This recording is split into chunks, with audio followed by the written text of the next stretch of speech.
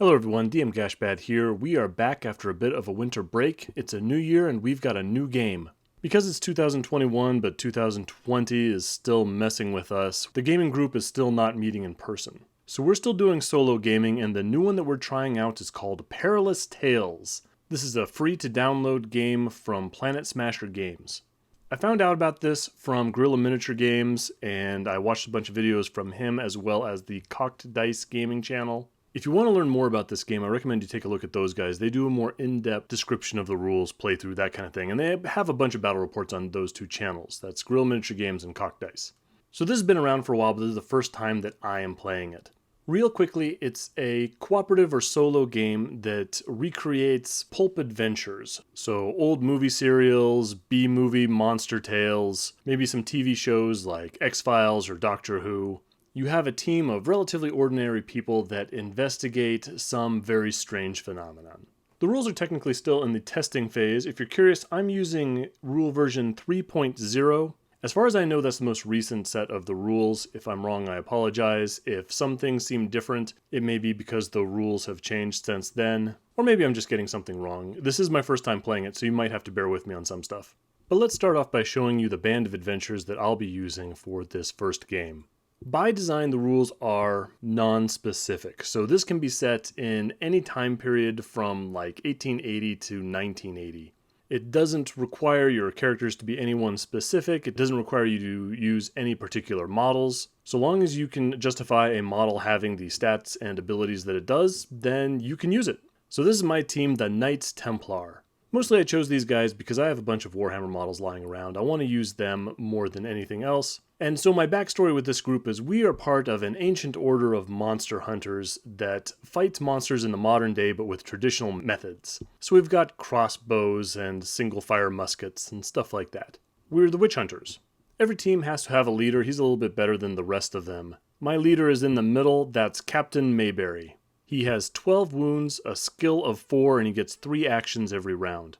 In addition, he gets to choose 2 particular abilities.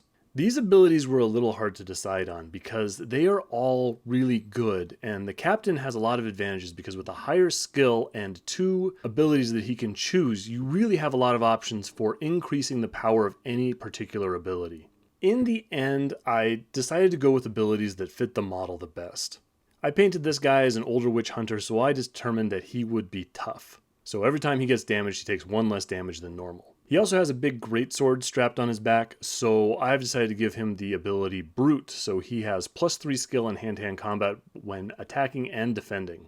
That means that this guy is actually really survivable. With 12 wounds and he's always taking 1 damage away, he can take a lot of punishment. In addition, with a skill 7, when things attack him in hand-to-hand combat, he's probably not going to take as much damage from that as well.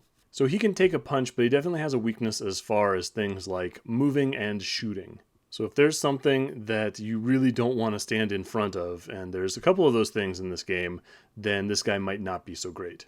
Immediately to his right, we have our first witch hunter. That's Volodar the Pale. He's the guy with the 2 pistols. I gave him the skill Hair Trigger. That means when a bad guy pops out of the shadows, he has a chance to shoot it with his 2 guns. He's always on the lookout for something to shoot. Immediately to his right, the guy with the pistol and the sword, that's Dursus. I gave him the ability Sneaky so that when he moves within 6 inches of a threat marker, he can make a skill check to not activate that particular threat. All this is going to make more sense when I start playing. Center left, we have our requisite priest. That's Father Grodvalka. I gave him the medic skill. Medic is amazing. You can make a skill check and heal your guys. Every success you get gives back 2 points of damage.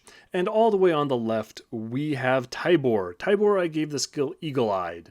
He's got his crossbow. He looks like a keen-eyed sort of individual. Anyway, they have the ability to do a skill check and find out what a particular threat marker is. So that's my guys. Let's talk about our first mission, or in this game they're called episodes. I decided to do the Haunted Mansion episode.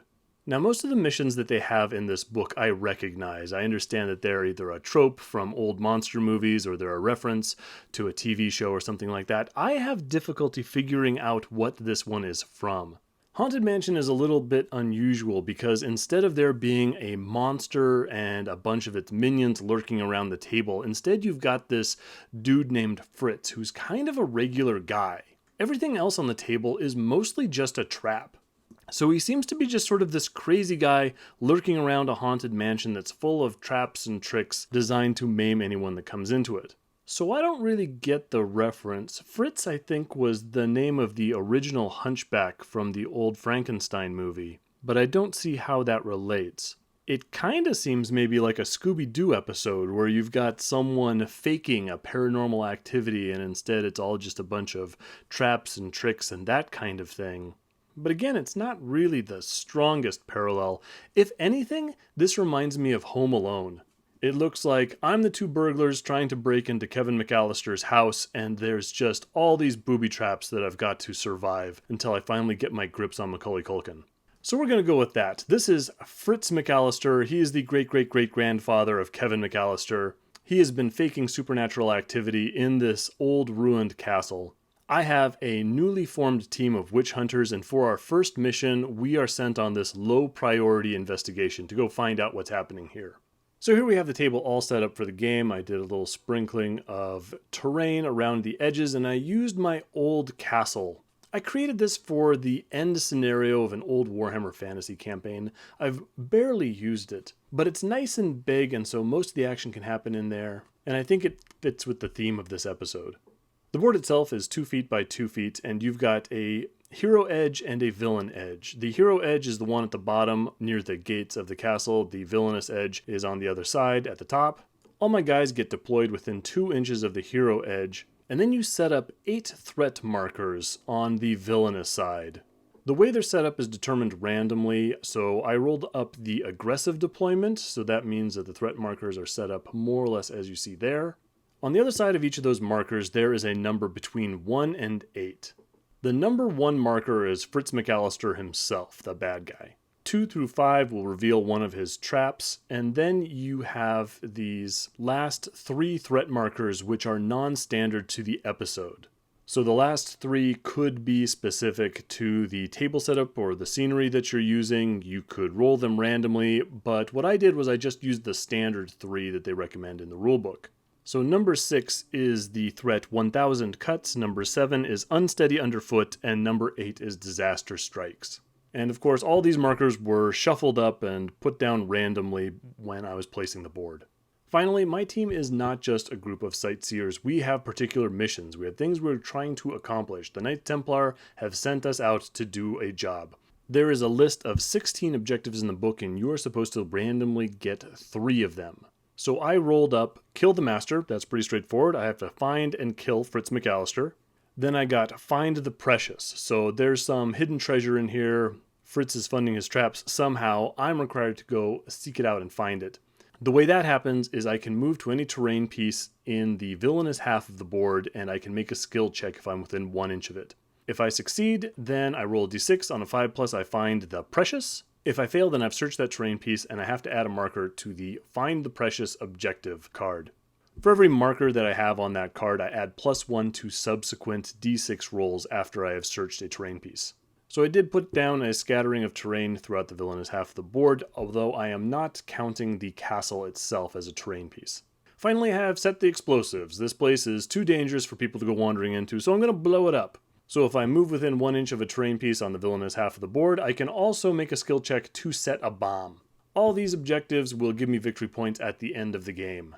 So real quick, my general plan is to send Tybor, the captain, and Grodvalka into the castle itself. The captain is fairly survivable. He's going to set off these traps, and Grodvalka is going to heal him. Tybor is going to spy any of those threat markers to hopefully give me a heads up about anything really bad. Meanwhile, Dursus and Volodar are going to sneak around the 2 sides, and we're going to start setting bombs and looking for the Precious. So let's go ahead and start. So the heroes get to start the game, and I can activate them in any order I want. So I'm going to start with Tybor. I didn't set up Tybor great. It would have been better if I had put him in the captain spot right there so I could see those 2 threat markers on the ground floor of the castle. I can see the one on the right, so I go ahead and make a skill check to see if I can peek at that one and find out what it is. To make a skill check, you roll a number of d10s. One of the d10s is a different color, and that's going to be your difficulty dice. That basically sets the number that you need to roll above on the other dice. This is an interesting process. I kind of like it. It means you have a constantly shifting target number. A lot of things have a minimum target number, and we'll get into that, but for right now it's just going to be a straight D10, and that's the target number I need. The number of D10s that you roll in addition to the difficulty dice are equal to your skill. Teammates all have a skill of 2, so I'm going to roll 2 additional D10s, and those are the ones that I need to equal or beat the number that is rolled on the difficulty die. In this case, I roll like a 5 on the difficulty dice, so a 5 is my target number, and I roll above a 5 on at least one of the other dice that I've rolled, so I have succeeded in this skill test. So I get to peek at what that threat marker is, and sure enough, it's number 1. It is the master, the big bad guy Fritz. He doesn't actually get revealed at this point, but my eagle-eyed witch hunter Tybor has spotted him skulking somewhere in the right-hand side of the castle, so that is very helpful. My teammates each get 2 actions every time they activate, so I've got one more shot, and I'm going to go ahead and try and find out what that threat marker is on the top of the wall directly across from my guys. I roll my skill check, I pass it, and I find out that it's a number 2, which means that that's a trap. Traps are bad news. They're going to cause me a skill 7 attack when I reveal them, which is a lot. It can cause a lot of damage on my guys, and then they become another threat that you determine randomly. This has the potential of being really bad, but generally I think it's the kind of thing that my guys can power through if we're not forced to reveal a bunch of these at the same time. So that's Tybor's activation done. Let's go on to Captain Mayberry himself. Tybor tells him that Fritz is hiding over there, so I'm gonna go get him. So I move forward. I can move 4 inches with 1 action. Anytime you end a move within 6 inches of a threat marker, it reveals the threat marker. So I'm going to bear right a little bit. I'm going to come within 6 inches of the threat marker on the right, but not the one on the left. So that's going to reveal that threat marker, and sure enough, there's Fritz McAllister, but he has a number of special rules. He's not so easy to pin down as all of that. As soon as you reveal Fritz, you immediately unreveal him and swap him with a random threat marker from somewhere on the table. So Fritz disappears, he reappears over on the left-hand side of the table, he swaps places with that threat marker over there, and then we reveal that threat marker, and that is a number 4, that means it is a trap. So the first thing that happens is we do the Disaster Strikes event. Disaster Strikes does a skill 7 attack on Captain Mayberry, so he goes through the gateway, and sure enough there's a trap right there. There's a blade that sticks out from the entryway, and it catches poor Captain. So we roll the difficulty die, and the nice thing is that the minimum difficulty that we can get is 4 because my captain has a skill of 4. So a 1, 2, or 3 still counts as a 4 on the difficulty die. So I roll reasonably high on the difficulty die, and the other 7 dice only get 3 successes. So that's 3 damage to the captain, minus 1 because he's tough. So it only takes 2 points of damage, and he's also knocked down. I now have to randomly determine another threat for this marker, and I get utterly horrible, which means that all my guys within 6 inches, which is only the captain, have to make a horror check. A horror check is a normal skill check, and if I fail, I move 4 inches directly away from this. This isn't really so bad. I roll my horror check, and I pass, so nothing bad happens, and that threat marker goes away. So normally when a master appears, a number of things happen. Normally he ambushes you and immediately gets a turn. He interrupts the hero turn, and he adds 1 to the threat rating. But the rules for the Haunted Mansion episode say that as soon as he's revealed, he gets unrevealed, so I assume that none of those things happen. So the threat rating remains at 1, and we get to continue on with our turn. Captain Mayberry still has 2 actions left, so he uses 1 to stand up after getting sliced with one of Fritz's terrible booby traps, and then he uses a special action that only the heroes have, which is called Call Over. That means he can tell a model within 8 inches, one of my teammates, to go make a normal move. So Captain Mayberry sees that Fritz has raced off to the left-hand side, and so I'm going to tell Volodar over there on the left to go get him. So I tell him to make a normal move, which he uses to go hunt down Fritz. Unlike a lot of missions where you really want to avoid activating these threat markers, I think this is one where you might be better off just setting them all off earlier and flushing Fritz out of hiding. So with that in mind, Volodar has a job to do. I'm going to activate him next. He's going to make a normal 4-inch move over to that threat marker where I know Fritz is hiding. I'm going to skirt around the threat marker in the inside of the castle. I don't want to come within 6 inches of that, or I'm going to reveal that as well. Anyway, I managed to do that. Fritz is revealed. He's immediately unrevealed. He gets swapped with another threat marker, which actually turns out to be that threat marker on the left-hand interior of the castle. So Volodar has revealed that as well. And it turns out to be number 8, Disaster Strikes. So we already know what that does. That's immediately going to cause a skill 7 attack on Volodar. He stumbles through a tripwire and a flamethrower goes and fries his pilgrim hat. Anyway, I roll the difficulty die, which ends up being a 7, which is pretty good. That's a high number. But even with that, the other 7 dice that I roll get 3 successes and a crit. A crit is when you roll a 10. So that counts as 2 successes. So I have got a total of 5 successes, which means 5 damage to Volodar. The teammates only start with 8 health, so he is down to 3 and is pretty badly hurt. He also gets knocked down, but he has 1 more action remaining, so he just uses that to stand back up. I'm now going to go to the right-hand side of the board, and we are going to stick with the plan with Dursus. Dursus is going to make 2 move actions up the table. The second one is going to bring him within 6 inches of this threat marker all the way on the right. Fortunately, Dursus has the sneaky ability, so he can make a skill check to not activate that. I was kind of thinking maybe I don't want to do this. Maybe I'd be better off just activating all these threat markers and just narrowing down the number of places that Fritz can escape to. Especially these ones on the sides or in the back that might be hard for my guys to get to, because I do have an objective of killing the Master. I do want to go and gun down Fritz McAllister at some point, but I decide for the time being I'd rather not activate all these. Let's see if Dursus can go forward, find the precious, plant some bombs, that kind of thing. And so I go and roll the skill check and I pass, so that threat marker is unrevealed. Finally, I didn't take a picture of this, but I go and activate Father Grodvalka. Father Grodvalka just moves up behind Captain Mayberry and uses his medic skill. Medic is done just like any other skill, with a couple of exceptions. First of all, if you are within 1 inch of a friendly model who is not in hand-to-hand combat, or a friendly model is within 1 inch of the target, then you have advantage. You can roll 2 difficulty dice and choose the lowest. Also, medic is done with +1 skill, so normally a teammate would only have a skill of 2, now Father Grodvalka has a skill of 3.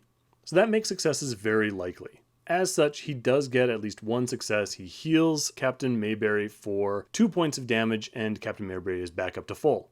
So now all of my heroes have activated. We are on to the villainous turn, and the first thing that you do in a villainous turn is you take a threat check.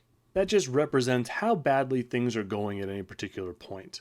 You start the game at a threat level of 1, so you make a skill 1 threat check. So you roll a difficulty number, and threat checks are always made with advantage. So you always roll 2 difficulty dice and choose the lowest. And then you roll a number of dice equal to the skill, which in this case is 1, because the threat level is at 1. So I roll those dice and I end up getting no successes, which is nice because the more successes that you get, the more bad things happen on the table. So in this case, I got no successes. I look up on the threat level chart and that turns out to be the threatening overtures result, which means that all I do is add +1 to the threat level. So the threat level is now 2, which means I now roll more dice in a later turn, but otherwise nothing bad happens. So we're back onto the hero phase. I decide to start with Dursus, who is sneaking his way along the right-hand side of the board. He's going to spend his first action to make a normal move, which is going to put him within 6 inches of 2 threat markers. Again, according to the plan, I'm going to roll skill checks to not set those off. I end up failing both. I get number 6 and number 7. The good news is that I don't reveal any traps, which are bad news, and have now revealed all of the non-episode threats, so I know the rest of them are going to be traps. The bad news is that number 6 is 1,000 cuts. So Fritz McAllister has nailed a bunch of nails into boards and spread them around this area, and so immediately Dursus takes a hit. I roll my difficulty die and it ends up being a 1. Now, my skill for Dursus is 2, so the minimum difficulty is 2, but that doesn't really help me a whole lot, especially since I've rolled a 2 or above on the other die and 2 10s. So that's a success and 2 crits, so Dursus ends up taking 5 damage. That's a lot from just a skill 3 attack. Worse yet, that thing stays around, and at the beginning of each of my subsequent activations, I'm gonna take another skill 3 hit. To make matters worse, number 7 is the unsteady underfoot threat. That means they have to make an immediate skill check or fall down, and I fail that as well. So Dursus stumbles into an area filled with sharp nails and micro machines. He steps on one of the nails and takes 5 points of damage, and then he slips on the micro machines, falls down again, and now that one stays around 2. So whenever I end a move action within 6 inches of that number 7, I have to make another skill check or else I fall down again. Dursus is hurt. He only has 3 hit points remaining and he has to get out of that area because this is bad news. And I don't have any more actions to try and plant a bomb or search these crates that I'm next to, and that was my goal here. Dursus kind of fell face first into this series of traps. He did not do great. But now we're on to Captain Mayberry. Captain Mayberry sees a Fritz climbing over the wall and he knows he's there on the left-hand side of the castle. So he makes a short move action towards him that's going to reveal Fritz. Fritz is going to disappear. He's going to use his smoke bomb again. He's going to swap with the threat marker all the way at the back. We know all the remaining threat markers are traps, so it reveals another trap. We get another disaster strikes. I roll another difficulty 1 on the difficulty die, which is not great. Fortunately, the captain has a skill value of 4, so the minimum difficulty is 4. But nonetheless, I still roll 5 successes on those other dice. Now, I do take 1 less damage because of tough, but that does mean that I have taken 4 damage and get knocked down, and I still have to roll up another threat for this trap. And I get another 1,000 cuts.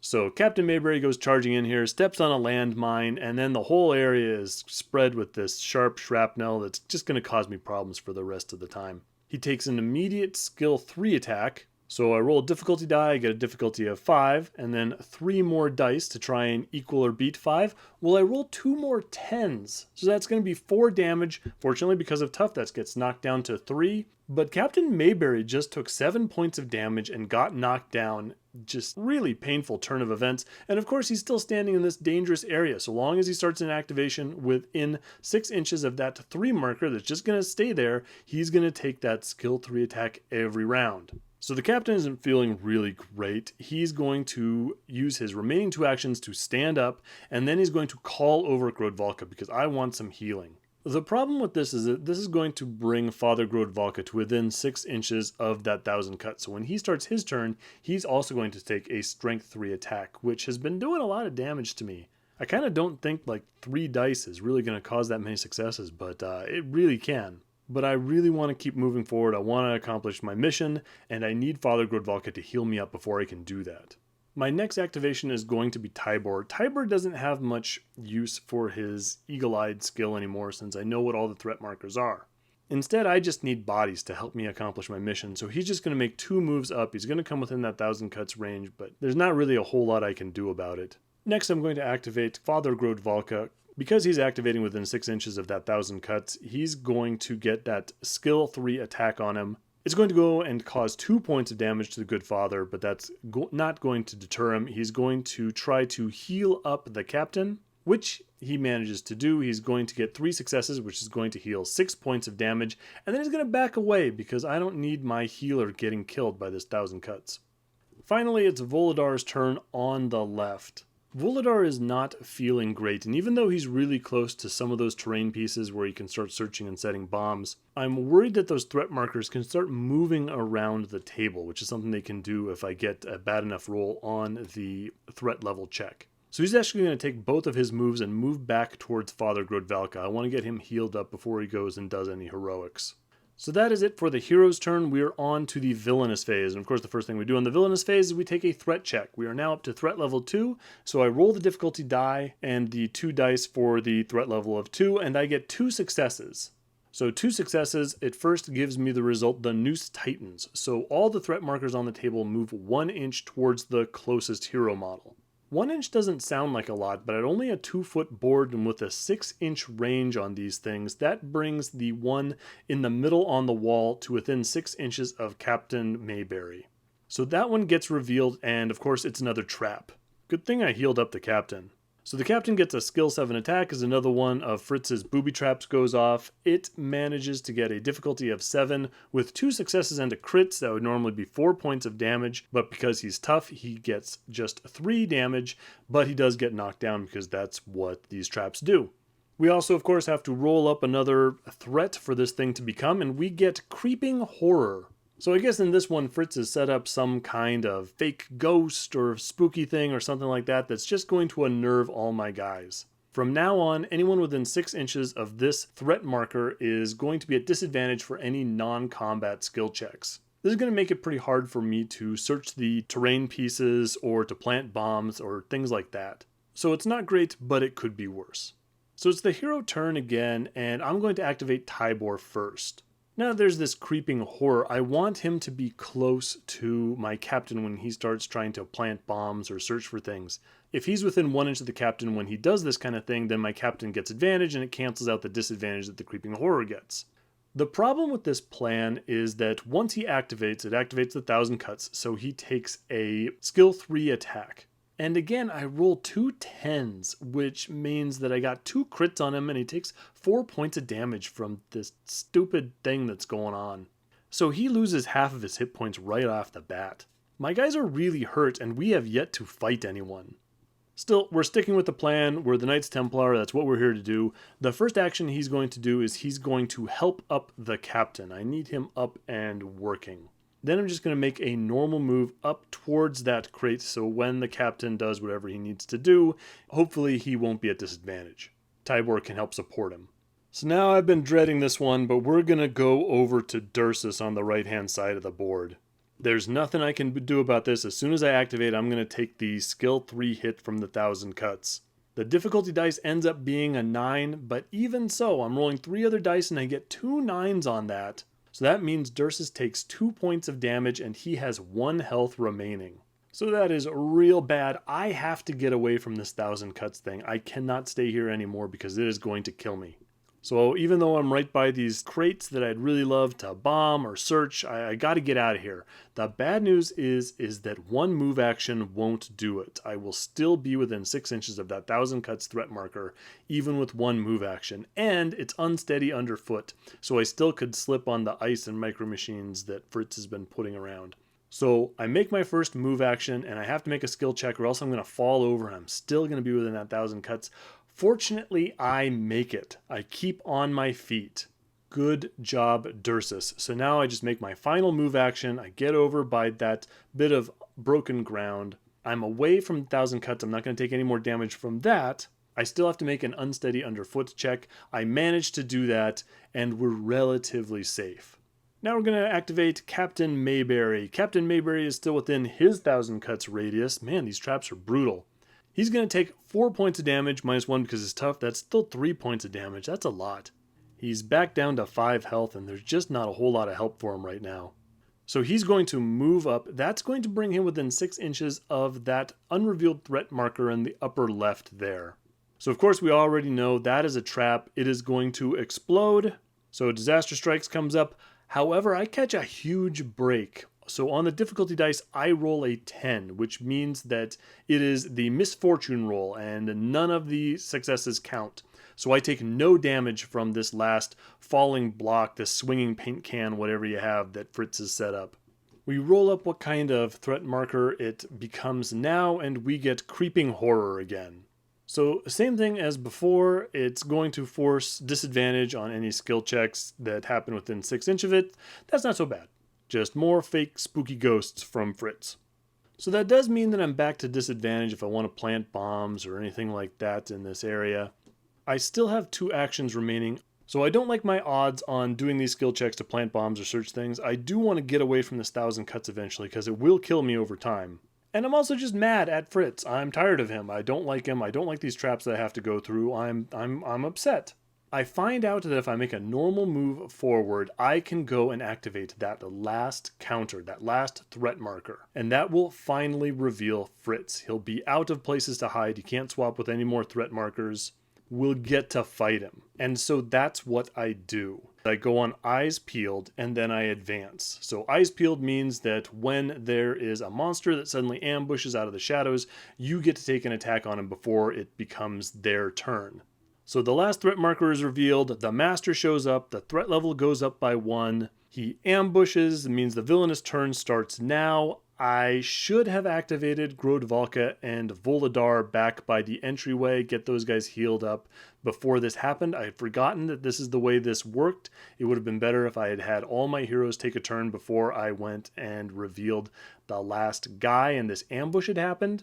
But again, I'm learning the game. It's not so bad. And of course, halfway through the captain's activation, I decided that I was going to go and activate this last threat marker. So it's okay.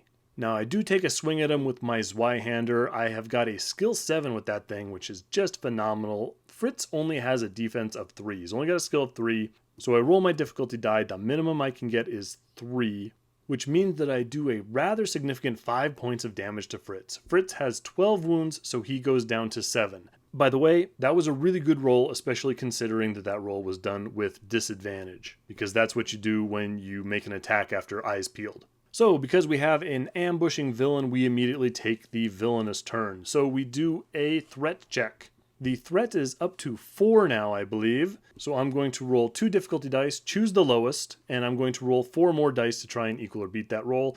I luck out on the 2 difficulty dice that I roll. The lowest number I get is 8, which means I only get 1 success from the rest of the dice. 0 through 1 success is just threatening overtures. The threat rating goes up to 5, but nothing else bad happens. So that's not terrible at all. All my guys are really hurt, and if I roll high enough on that chart, I will get a disaster strikes on a random model in my team, and that is in a position to kill basically any of the guys I have on the table right now. So we are on to activating the villainous models. It's the first time this has happened. Now, it's a little bit confusing as to how this all works.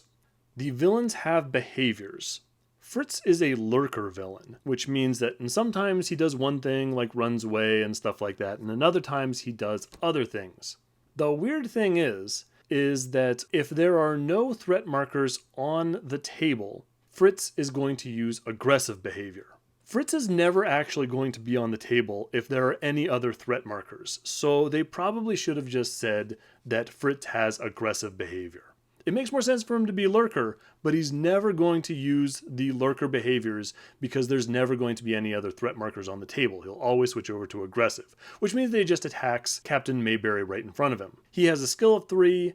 My difficulty is minimum 7. He manages to get 1 success, but I'm tough, so I actually take 0 damage. The captain's doing okay. Not so scary without your traps, are you, Fritz? Okay, I'm feeling good. Things are going to start happening now. We're going to start over on the right-hand corner. We're going to start with Dursus. I'm going to make a skill check on this terrain piece that I'm right next to in order to set some explosives. The first one I roll, I fail, so I use my second action to do the exact same thing, and I manage to put a bomb next to this piece of terrain. It is Father Grodvalka's turn now. He didn't get to act last round because I had Fritz ambush me, but we're going to do it now. He's going to move over to Volodar. I wasn't quite within 1 inch, and I'm going to heal 4 points of damage on that guy. So Volodar has 7 wounds left. He's doing pretty well. So the time is right. I want to avoid that 1,000 cuts. I don't want to take any more damage, so I'm not sending him to help out the captain. Hopefully he can take out Fritz all on his own. I'm going to send him back along the left-hand edge to try and do his searching and bomb planting and stuff like that. So just 2 moves off that direction. So now it's time for the captain. Okay, Captain Mayberry's activation. First thing first, he's still within 6 inches of the 1,000 cuts. So he's going to take 1 more point of damage. So there's 2 successes. He loses 1 of that damage because of tough, but he takes 1 more damage. He's down to 4 health. I am within 1 inch of a bad guy, so I can't really just move away. So I'm going to kill him. First off, it's my objective. Second off, I'm really tired of him. And I have a big double-handed sword that I really am eager to use. So my first attack I'm going to throw at him. And again, he's skill 3, so the minimum I can get on the difficulty dice is 3.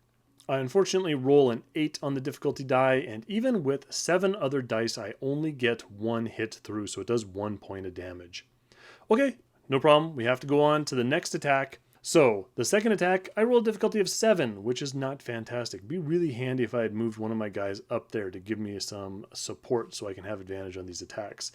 It does a little bit better. I managed to get 3 successes, and I do another 3 points of damage. So at this point, I think he's down to just 3 health. I really would have liked to have used one of my actions to move away, but fine. If I have to use my last action to kill off Fritz, so be it. My last action comes out, and my difficulty dice comes up as a 10, which means it's misfortune. I get no successes, and Fritz is still alive. Somewhat after this, I remember the last ditch rule, which allows me to re-roll any skill check or attack that I make during the game. This probably would have been a great time to do it. I totally forgot about it this time. For my last activation in the round, I am going to go with Tybor. He's my last guy. He is going to take 2 damage from the 1,000 cuts, so now he's just down to 2 health. I did want to send him forward to help out the captain in his fight against Fritz, but now I don't think I can stay there any longer. These McAllister traps are just too dangerous, so I double move him back to Grodvalka and try and get myself patched up. It is now the villainous turn, and we have a threat level of 5, which means I roll 2 difficulty dice, choose the lowest, and then roll 5 dice. I get 3 successes. Now, the minimum on these difficulty dice is 5, because I currently have 5 heroes still on the board. So this isn't too bad, it's about what you would expect. Still, that does mean that we are now on the Crawling Chaos. The first part of the Crawling Chaos is that all my guys have to make a horror check. So we all have to make a skill check, and if we fail, then we either move directly away from a villain 4 inches if we can see one. If we can't, we move 4 inches back towards our board edge, and if we're in hand-to-hand combat, we fall down. Fortunately, Captain Mayberry passes his horror check because I don't need him falling down right now. Also, Dursis passes his horror check. That would have been bad because if he had failed, he would have probably moved back into range of the 1,000 cuts and got himself killed. Tiber passes his horror check. Unfortunately, Father Grodvalka fails, and Father Grodvalka is so close to my board edge that if he ran away, he would run off the table and count as killed for this scenario. By this time, I've remembered the last ditch rule, and so I decide I really want to keep my healer alive. I don't want to lose a guy if I can at all avoid it. So I'm going to use my one and only reroll to reroll his horror check and hopefully stay on the board. The good news is that he succeeds this time. So Father Grodvalka is still there. We've used our reroll, but that's all right. To round things out, Volodar fails his horror check. He gets a little bit unnerved by whatever's going on inside that castle, and he starts moving back towards my table edge. He can't see Fritz from where he's at, so he moves away from the villainous board edge. After Crawling Chaos, we would apply the Noose Titans threat result. Now, there are no threat markers left on the board, so it doesn't have any result. And then we move the threat counter up by 1. We're up to 6 now because of threatening overtures. We're over to Fritz in his sword duel with Captain Mayberry. Fritz again gets 1 success, which is not bad, but again, Captain Mayberry is tough. He just takes the cut on the shoulder and keeps on fighting with no damage. And we are back to the hero's turn. It is now or never time, so I am going to go straight to Captain Mayberry. First thing first, he's going to take 1 point of damage from 1,000 cuts, so 2 successes from that skill 3 attack. Jeez, that thing is just brutal. Now I'm going to go and attack Fritz. I believe he has 3 health remaining, but it doesn't matter because Mayberry has caught the level of his opponent and he goes nuts. He rolls like a 1 on the difficulty dice and gets a pile of crits. He does a total of 10 points of damage to Fritz with this 1 attack. Just carves him straight in half. Fantastic. We've accomplished our Kill the Master objective. The threat level, because the master died, immediately goes down by 2, so it's back down to 4, which is great. And more importantly, this little punk that's been bombing my guys this whole time is super, super dead. I could stay here and start searching things, planting bombs, that kind of thing, but really I need to get away from this 1,000 cuts. So what I do instead is make 2 move actions. So I go up to the ramparts and down this ladder, and I am relatively safe away from that just murderous skill 3 attack that I've been taking for the last couple of rounds. We are going to go on to Dursis on that corner of the board, and we're right by a terrain piece. So now I'm going to try and search it. So I make a successful skill check, so I have searched this thing, and then I roll a d6 to see if I actually find it. I will find it on a 5+, and guess what? I roll it. So I have found the treasure. I have found the thing that's funding Fritz's crazy traps and shenanigans that he's been doing out in the backwoods of Bavaria or wherever this is. The wording on the Find the Precious is a little weird, like there are some cut and paste errors on this or something. There are also no rules for actually acquiring tokens. I'm kind of guessing here, but I feel like I have searched the thing, I get a precious counter, and it's now, I now have it. I now can move around with it. I could be wrong, but the rules don't really say one way or the other what happens when you get this counter. There's no action that you take to pick up a counter. Like you can pass one off, but it seems like I just get it. So with that, and assuming I can move around with it, I'm going to leave. Like at any point, your heroes can just leave the table. They can walk off and they count as being alive at the end of the game. And now I've got the treasure, so I see no reason to hang around here. Plus, I'm sitting next to a lit bomb. So, Dursis takes off. He finds the money and he did a good job. He's got 1 health left, but any mission you can walk away from is a good one. So now I'm feeling like we're in good shape. Volodar is just going to make 2 moves over to the left-hand side. And Grodvalka and Tybor are going to do the same. I could heal up Tybor, but I'm not seeing much threat right now. Again, we're going to skirt around the range of the 1,000 cuts inside the castle. But I want to start planting some bombs. It is the villainous turn. We roll our 2 difficulty dice and we roll 2 9s, which is fantastic. That means the difficulty level is 9. On the other 4 dice that we roll, we get no successes. So threat level just goes up to 5 and we're doing great. We move on to Captain Mayberry. Captain Mayberry does a skill check on this terrain piece that he's right next to. He successfully plants a bomb and hey, his job is done. Good job, Captain. He's going to leave as well before more traps get set off. We're going to blow up this place and leave as soon as possible. Father Grodvalka is going to heal Tybor for 4 points of damage, so now he's quite a bit healthier, and he's going to move over to Volodar. Then Tybor is going to double move over to that tree stump. The goal here is just to get to the point so that when Volodar moves up to the tree stump, Tybor is going to be within 1 inch of Volodar and so support any bomb planting action that he's going to make. So now Volodar moves up. I believe he's within 6 inches of the creeping horror in the castle, so he's at disadvantage. Thankfully, Tybor is there to give him advantage, so it all cancels out. He makes a skill check and he sets the 3rd bomb. At the time, I thought you could plant a maximum of 3 bombs because that's how many counters they give you. Turns out that's not actually a rule. I think you can plant as many bombs as you like. However, I think that we're done, and so we're going to try and wrap this up. It's the villainous turn. We get 4 successes on the threat check. That's still a crawling chaos result, so everyone has to make a horror check. Still some more things are springing out of the shadows, some more shenanigans that the late Fritz has set up to scare us away from his property. Tybor and Volodar both fail. There's no villainous models on the table, so they just move back away from the villainous board edge. There's no threat markers to move. The threat rating goes up by 1 back to 6, I believe, and we're back to the hero phase. And guess what? We're gonna go! Just everyone leaves the table. So the Knights Templar have investigated the haunted mansion. Turns out there was nothing supernatural going on there at all. There were no ghosts to exorcise or witches to burn or anything like that. It was just this crazy Fritz McAllister that was just trying to scare the local teenagers away from the future site of his haunted amusement park or whatever the heck he was doing. Whatever, he was crazy and he almost killed my guys several times. A great first outing for the Knights Templar. We add up the victory points.